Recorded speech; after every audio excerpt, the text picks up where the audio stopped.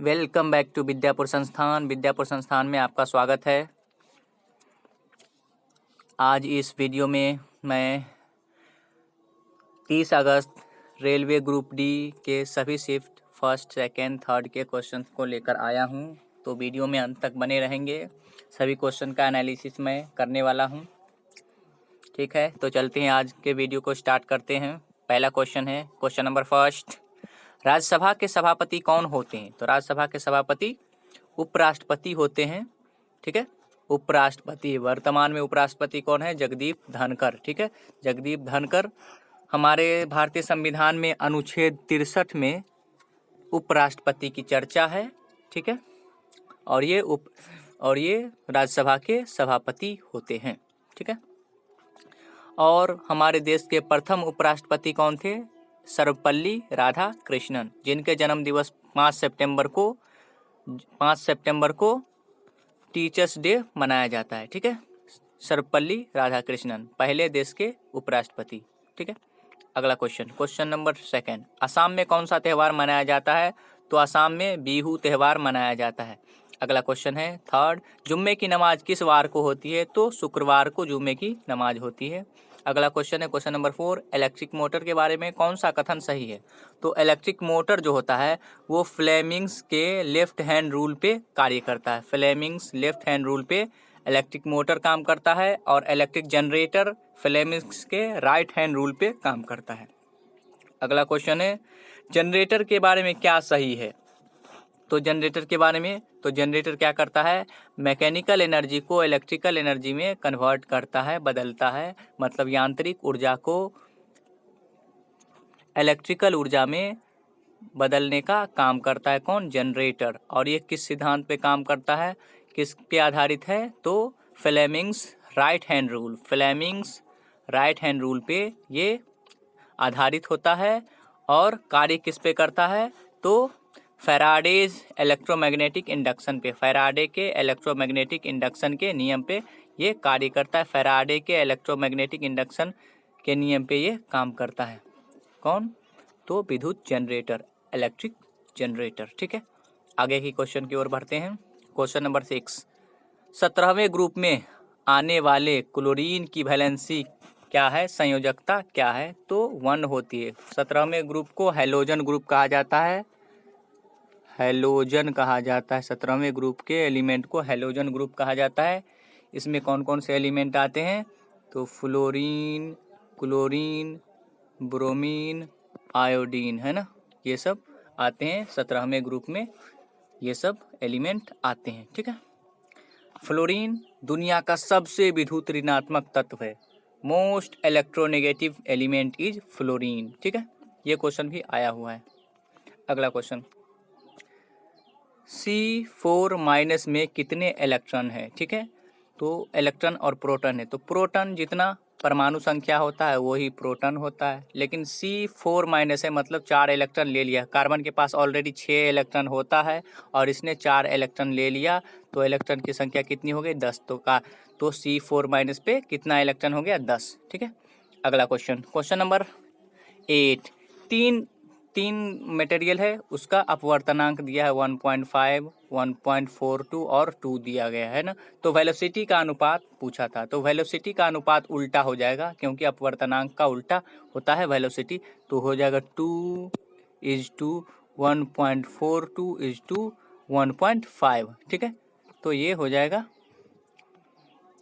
ये मैंने दिया है। ठीक है, अगला क्वेश्चन, अवतल दर्पण की फोकल लेंथ है 16 सेंटीमीटर, तो रेडियस ऑफ कर्वेचर निकालना। अवतल दर्पण कैसा होता है? ऐसा होता है। तो इसका फोकल लेंथ दे रखा है। ठीक है, कितना? 16 सेंटीमीटर। तो कह रहा है आर निकालने के लिए, तो आर बराबर क्या होता है? 2F। ठीक है, तो यहाँ से हम लोग कैलकुलेट कर लिए 2F आर बराबर 32 सेंटीमीटर। ठीक है, अगला क्वेश्चन, बारी दोआब किन दो नदियों के बीच है? पहली बात कि दोआब होता क्या है? दोआब होता है 2 नदी है, एक नदी ये है, एक नदी ये है, इसके बीच के क्षेत्र को दोआब कहा जाता है। ठीक है, अब रही बात बारी दोआब, तो बारी दोआब रावी और ब्यास ब्यास नदी के बीच के क्षेत्र को मान लेते हैं ये रावी नदी है और ये ब्यास नदी है, तो इनके क्षेत्र को बाड़ी दोआब कहा गया है। ठीक है, कहाँ है ये? पंजाब में। अगला क्वेश्चन, मधुमक्खियों के काटने पर दर्द कम करने के लिए क्या इस्तेमाल करते हैं? तो कैल्शियम हाइड्रोक्साइड, बुझा हुआ चूना या बेकिंग सोडा भी यूज कर सकते हैं। ठीक है, ठीक है। मधुमक्खी काटने पर कौन सा अम्ल छोड़ता है? तो फॉर्मिक अम्ल, फॉर्मिक एसिड जब मधुमक्खी काटता है तो छोड़ता है, या चींटी काटता है तो शरीर में कौन सा एसिड छोड़ देता है?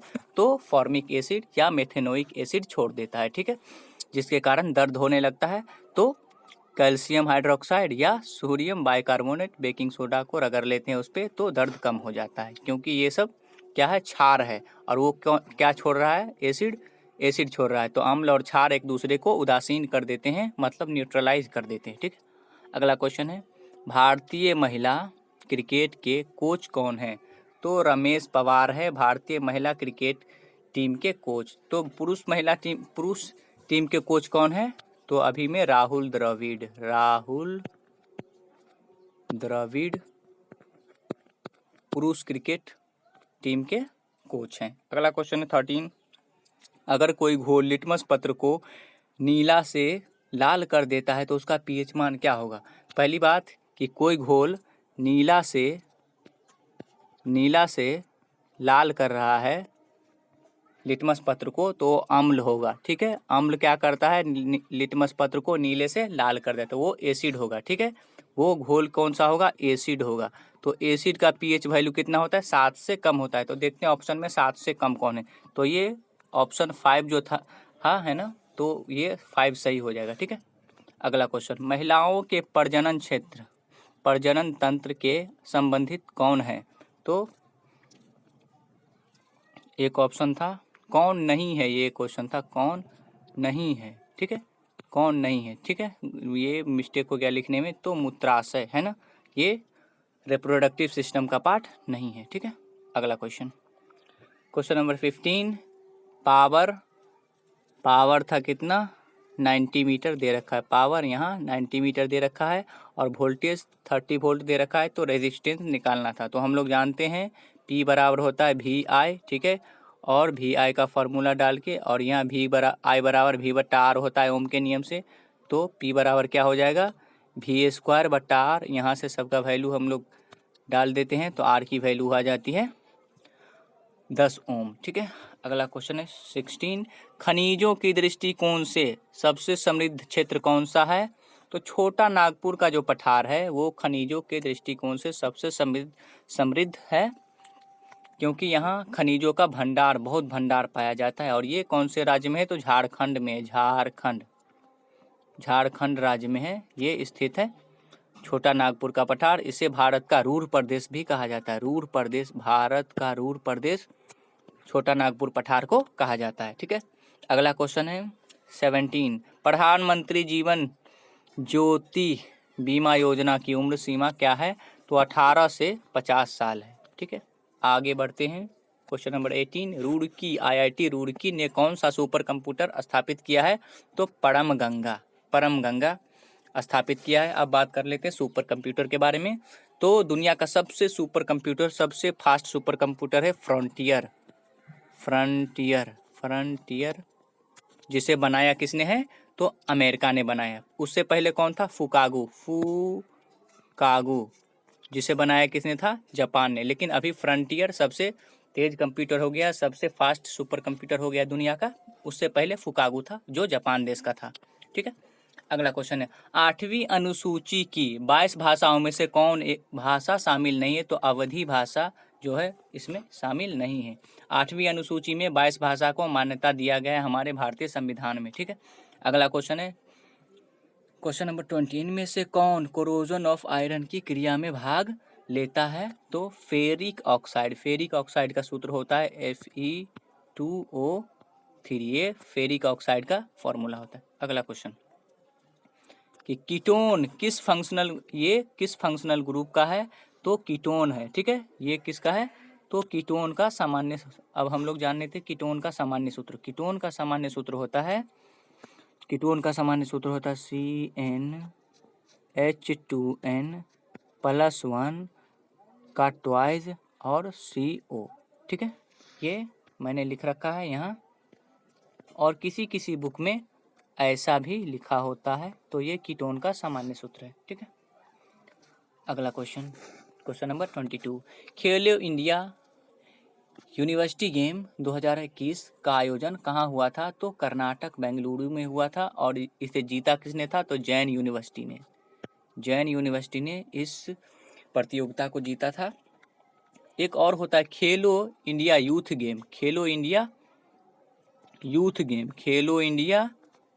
गेम, ये कहाँ आयोजित हुआ था? तो हरियाणा में खेलो इंडिया यूथ गेम आयोजित हुआ था। और जीता किसने था? तो हरियाणा ने ही जीता था। ठीक है, जहाँ जहाँ आयोजित हुआ उसी ने इसको जीता है। ठीक है, बेंगलोर में आयोजित हुआ तो बेंगलोर ने ही जीता है खेलो इंडिया यूनिवर्सिटी गेम। ठीक है, अगला क्वेश्चन है 23। किसी देश की अर्थव्यवस्था की गणना किससे की जाती है? तो GDP से। इसका मतलब होता है ग्रॉस डोमेस्टिक प्रोडक्ट।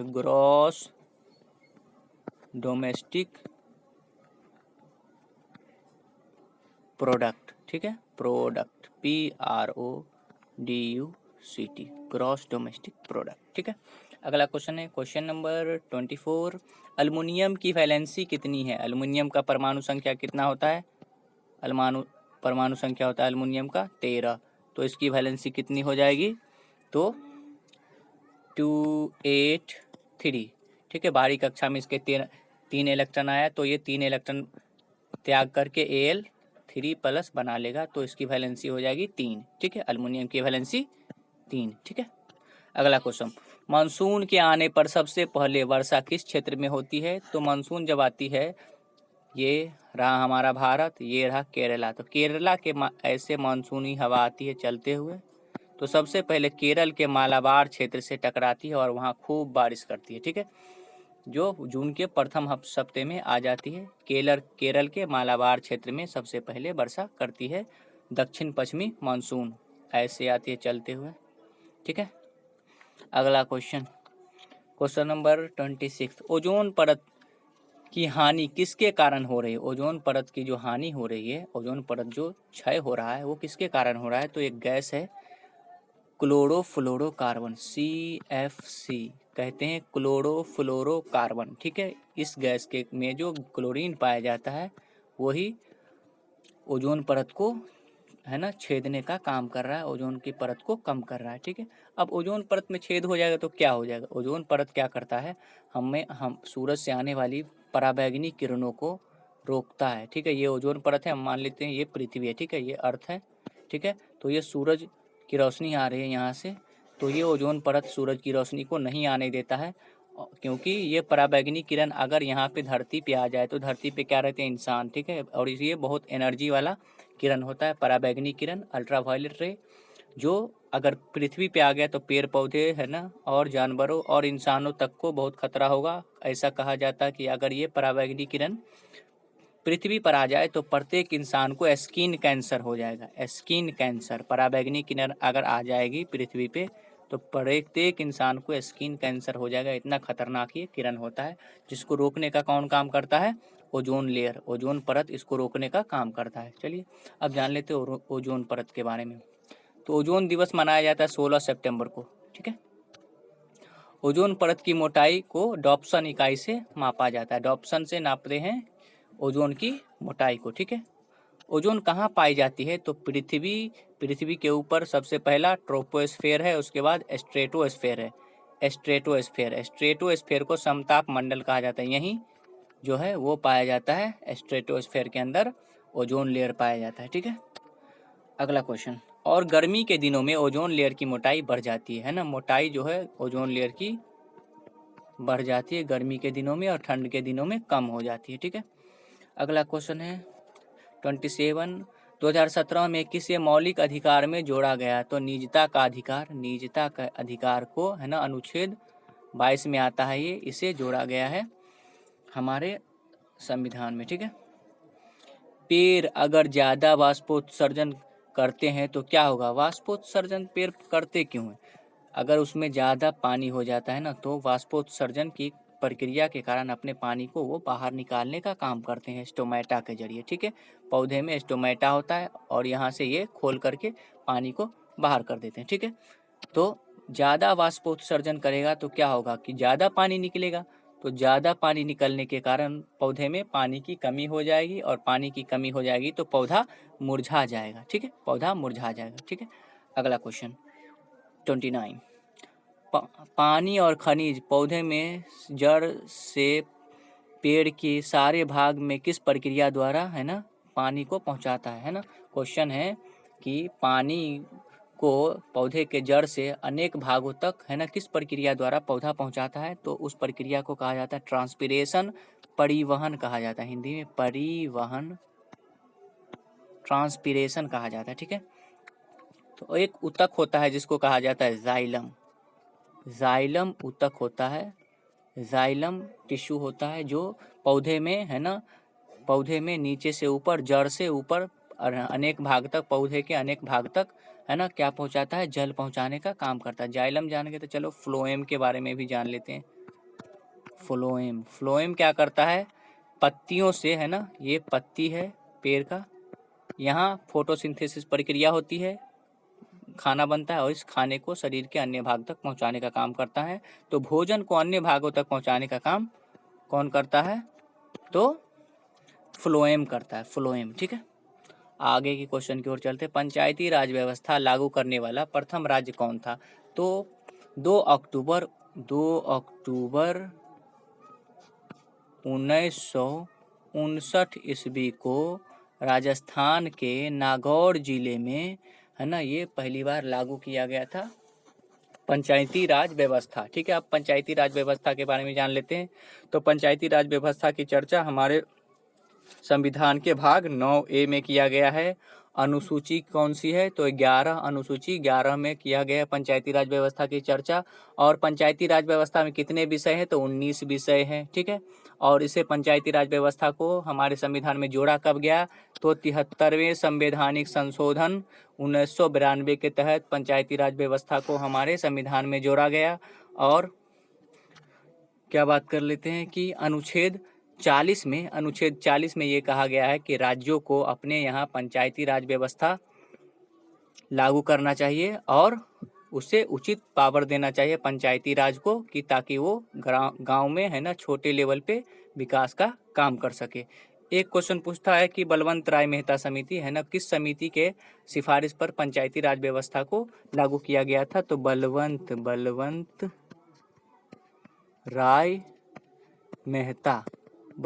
राय मेहता समिति के सिफारिश पर त्रिस्तरीय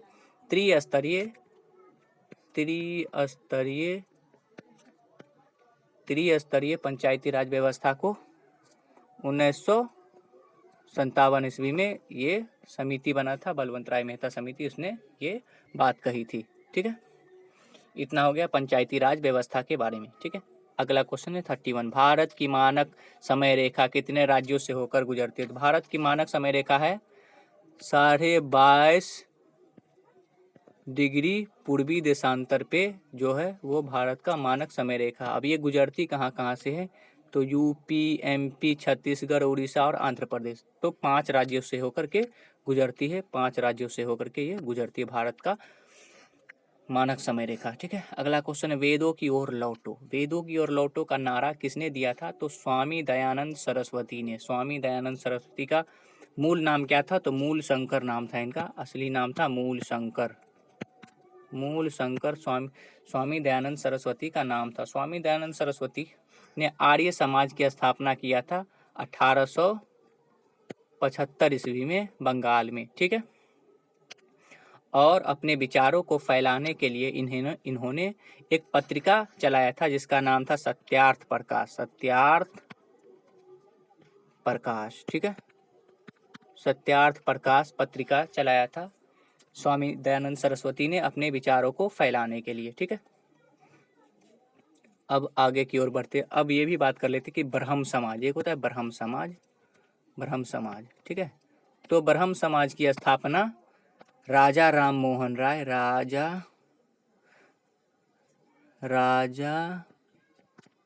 राजा राम मोहन राय ने किया था 1828 ईस्वी में। ठीक है, तो ये हो गया बेदोकी और लॉटो इस क्वेश्चन के बारे में। अगला क्वेश्चन है क्वेश्चन नंबर 33। 2021 टोक्यो ओलंपिक में भारत ने कितने सिल्वर मेडल जीते थे? तो 2 सिल्वर मेडल जीते थे, 1 गोल्ड मेडल जीता था और 4 जो है ब्रॉन्ज मेडल जीता था। इसमें टोक्यो ओलंपिक कहाँ हुआ था? तो जापान की राजधानी टोक्यो में। प्रथम देश कौन था सबसे ज़्यादा मेडल जीतने वाला? तो यूएसए। भारत कितने स्थान पर था? तो 48 स्थान था भारत का। 7 मेडल जीते थे इंडिया ने। ठीक है, टोटल 7 मेडल जीते थे। पहला 1 गोल्ड मेडल जो नीरज चोपड़ा ने जीता था, 2 सिल्वर मेडल और 4 ब्रॉन्ज मेडल। ठीक है, अगले क्वेश्चन की ओर बढ़ते हैं। ट्रांसजेंडर की बीमा के लिए भारत सरकार द्वारा 2022 में कौन सी योजना चलाई गई है? तो स्माइल योजना। स्माइल योजना है ना, ट्रांसजेंडर के बीमा के लिए चलाया गया है भारत सरकार के द्वारा। अगला क्वेश्चन है पंचायती राज व्यवस्था किस संवैधानिक संशोधन द्वारा जोड़ा गया? तो ये तो बहुत रिपीटेड क्वेश्चन है कि 73वां संवैधानिक संशोधन 1992 के तहत पंचायती राज व्यवस्था को जोड़ा गया। ठीक है, अगला क्वेश्चन है 36। ग्रुप में ऊपर से नीचे जाने पर वैलेंसी पर क्या प्रभाव पड़ता है? ग्रुप में जब ऊपर से पीरियोडिक टेबल में जब ऊपर से नीचे आते हैं तो वैलेंसी में कोई प्रभाव नहीं पड़ता। 2 वैलेंसी रहता है तो 2 वैलेंसी समान ही रहता है। ठीक है, लेकिन यही बात कर लेते हैं जब पीरियड में बाएं से दाएं चलते हैं तो वैलेंसी जो है 1 से 4 हो जाता है और उसके बाद फिर घट के 4 से 0 हो जाता है। ठीक है, ये मैंने लिखा है यहाँ पे कि आवर्त में बाएं से दाएं जाने पर वैलेंसी 1 से 4 हो जाती है और पुनः 4 से 0 हो जाती है। ओके, अगला क्वेश्चन क्वेश्चन नंबर 37। चुंबक के अंदर मैग्नेटिक फील्ड लाइन कैसी होती है? तो चुंबक, ये मान लेते हैं चुंबक है, ये नॉर्थ है, ये नॉर्थ पोल है, ये साउथ पोल है। ठीक है, तो चुंबक के बाहर जो होता है मैग्नेटिक फील्ड लाइन ऐसा होता है नॉर्थ से साउथ की ओर, नॉर्थ से साउथ की ओर। लेकिन चुंबक के अंदर जो होता है वो साउथ से नॉर्थ की ओर होता है। तो क्या होता है? साउथ से नॉर्थ की ओर, ये मैंने दिखाया है। ठीक है, साउथ, ये साउथ है, ये नॉर्थ है, तो चुंबक के अंदर ऐसा होगा, लेकिन बाहर में कैसा होगा? ऐसा, नॉर्थ से साउथ की ओर। ठीक है, अगला क्वेश्चन 38। 2020 के गणतंत्र दिवस पर मुख्य अतिथि कौन थे? तो जैर बोल्सोनारो। जैर बोल्सोनारो कहाँ के राष्ट्रपति हैं? ब्राजील के राष्ट्रपति हैं। ठीक है, अगला क्वेश्चन, ब्राजील कहाँ है? ये साउथ अमेरिका का देश है। अगला क्वेश्चन है निवारक निरोध अनुच्छेद में है, किस अनुच्छेद में है? तो अनुच्छेद 22 में है। ठीक है, अगला क्वेश्चन है क्वेश्चन नंबर 40 कि 2 रेजिस्टेंस है 10 ओम का और 20 ओम का, उसे 20 वोल्ट के बैटरी से जोड़ा गया है और इसके अंदर I1 करंट जा रहा है, इसके अंदर I2 करंट जा रहा है।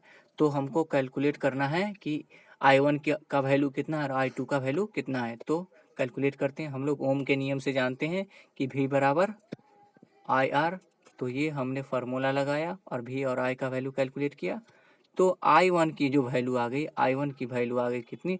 0.6 ये। ठीक है, और आगे उसी तरह से हम लोग यहाँ भी कैलकुलेट तो I2 की वैल्यू कितनी आ गई?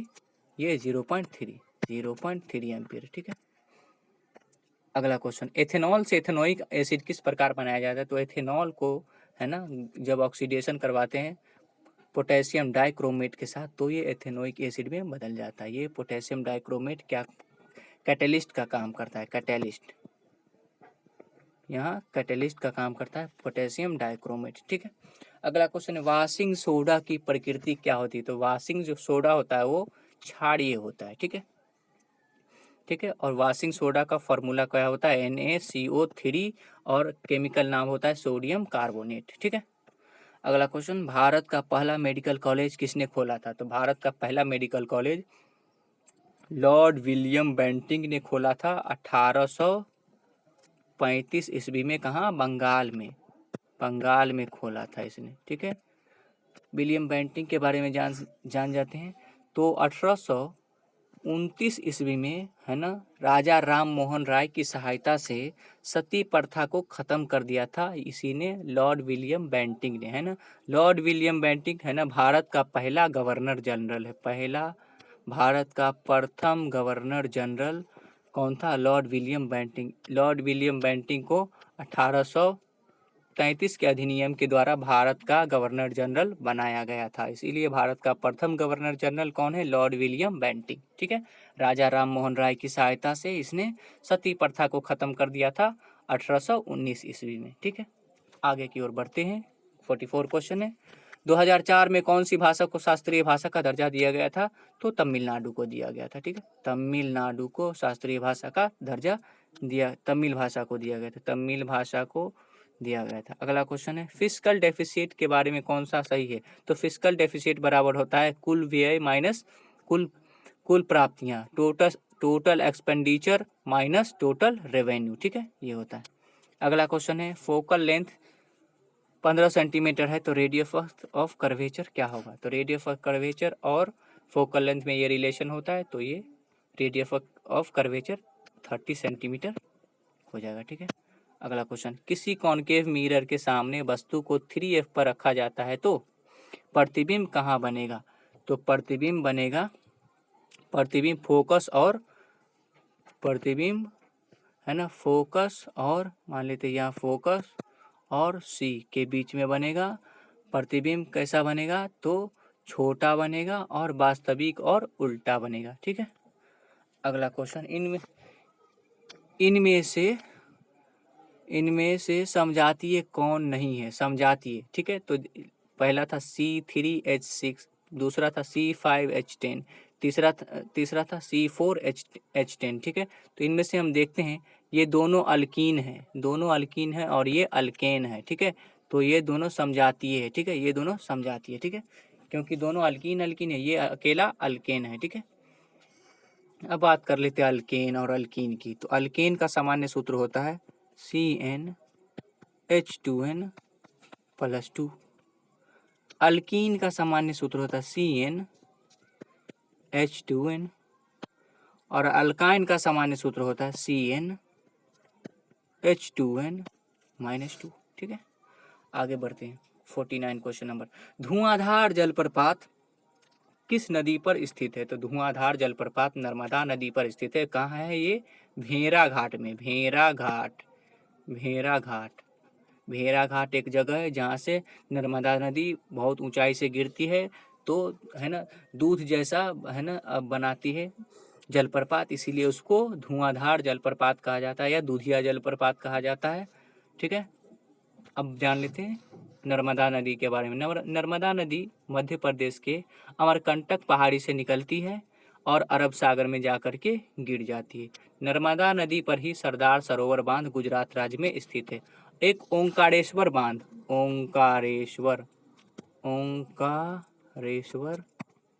बांध भी इसी पे है, नर्मदा नदी पे ही स्थित है।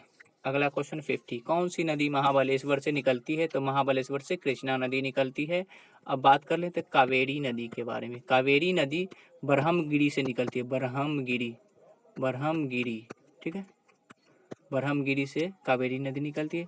अगला क्वेश्चन है 51, लेंस की क्षमता +4D है तो फोकल लेंथ ज्ञात करें। तो हम लोग जानते हैं फॉर्मूला होता है P = 1/f, है ना, ये वैल्यू कैलकुलेट किया जा सकता है उससे। अगला क्वेश्चन है 52, करंट दे रखा है 10 एम्पियर, रेजिस्टेंस दे रखा है 4 ओम और T दे रखा है इतना, तो हीट कैलकुलेट करना। तो हीट का फार्मूला होता है I²RT, आराम से कैलकुलेट हो गया, 400 जूल हीट निकलेगा। ठीक है, अगला क्वेश्चन है, जब एसिड और बेस में अभिक्रिया कराए तो सॉल्ट और वाटर मिलता है। एसिड और बेस रिएक्शन करता है तो सॉल्ट और वाटर बनता है, तो इस अभिक्रिया का क्या नाम है? इसको न्यूट्रलाइजेशन रिएक्शन कहा जाता है। उदासीनीकरण अभिक्रिया हिंदी में कहते हैं न्यूट्रलाइजेशन रिएक्शन। ठीक है, अगला क्वेश्चन है, समुद्र किनारे कौन से वन पाए जाते हैं? तो मैंग्रोव वन पाए जाते हैं। समुद्र के किनारे, ये है समुद्र और इसके किनारे ये वन पाए जाते हैं, मैंग्रोव वन। और ये भी क्वेश्चन हो सकता है कि मैंग्रोव वन सबसे ज़्यादा भारत के किस राज्य में पाए जाते हैं? तो पश्चिम बंगाल राज्य है, वहाँ मैंग्रोव वन की संख्या सबसे ज़्यादा है। ठीक है, अगला क्वेश्चन है 55, भाग 4A में कितने मौलिक अधिकार है? तो 11 मौलिक अधिकार है। हमारे भारतीय संविधान के 51A में इसकी चर्चा है और कितने हैं? 11 हैं। ठीक है, अगला क्वेश्चन, दक्षिण की गंगा किस नदी को? तो गोदावरी नदी को दक्षिण की गंगा कहा जाता है। प्लासी के युद्ध में सिराजुद्दौला अंग्रेज से कब हारा था? तो ये 23 जून 1757 ईस्वी में प्लासी के युद्ध में सिराजुद्दौला अंग्रेजों से हारा था। ठीक है, अगला क्वेश्चन है क्वेश्चन नंबर 58 कि 8वीं बार बिलियनर्स चैंपियन हाल ही में किसने जीता है? तो पंकज अडवाणी ने ये खिताब 8वीं बार जीता है। अगला क्वेश्चन नंबर 59 पंचायती राज में कितने विषय जोड़े गए हैं? तो 29 विषय है। ठीक है, आपसे पूछ सकता है नगर निगम में कितने विषय हैं? तो 18 विषय है ये। ठीक है, अगला question ICC women's cricketer of the year 2021 किसने जीता है? तो स्मृति मंदना ने जीता है। अगला क्वेश्चन है मानव मूत्र में जल की मात्रा कितनी % होती है? तो 95% मूत्र में जल की मात्रा पाई जाती है। ठीक है, अगला क्वेश्चन है हिंदू धर्म में जीवन के कितने चरण होते हैं? तो 4 चरण होते हैं। ठीक है, अगला क्वेश्चन ऑक्सीजन के बाहरी कक्षा में कितने इलेक्ट्रॉन है? तो ऑक्सीजन का परमाणु संख्या 8 करेंगे तो 2 और 6, तो बाहरी कक्षा में कितने? 6 इलेक्ट्रॉन है। ठीक है, तो बाहरी कक्षा में 6 इलेक्ट्रॉन यहाँ आप देख सकते हैं ये। अगला क्वेश्चन है सर्वदाता रक्त समूह कौन होता है? सर्वदाता रक्त समूह रक्त है ना, ब्लड ग्रुप ओ को सर्वदाता कहा जाता है, यूनिवर्सल डोनर कहा जाता है। तो यूनिवर्सल रेसिपिएंट सर्वग्राही किसे कहा? जिसका ओ है वो किसी को भी ब्लड डोनेट कर सकता है, किसी को भी ब्लड दे सकता है। और जिसका ए बी है वो किसी से भी ब्लड ले सकता है, इसीलिए इसे सर्वग्राही रक्त समूह कहा जाता है। ठीक है, बात कर लेते हैं ब्लड ग्रुप के बारे में। ब्लड ग्रुप का खोज कार्ल स्टेनर ने किया था। कार्ल स्टेनर, ओहो ये क्या हो गया? कार्ल स्टेनर ने ब्लड ग्रुप का खोज किया था। अगला क्वेश्चन है 64 उत्तल लेंस में वस्तु की दूरी ये था और फोकल लेंथ इतना था, तो इमेज कहाँ बनेगा? तो हम लोग लेंस का फॉर्मूला लगाएंगे और इससे भी की वैल्यू कैलकुलेट कर लेंगे, कितना आया? 30 सेंटीमीटर। आगे बढ़ते हैं 65 है ना, ये इक्वेशन दे रखा था केमिकल इक्वेशन कि कैल्शियम कार्बोनेट को जब जल में मिलाते हैं तो अभी ये अभिक्रिया होता है ना, क्या बनता है?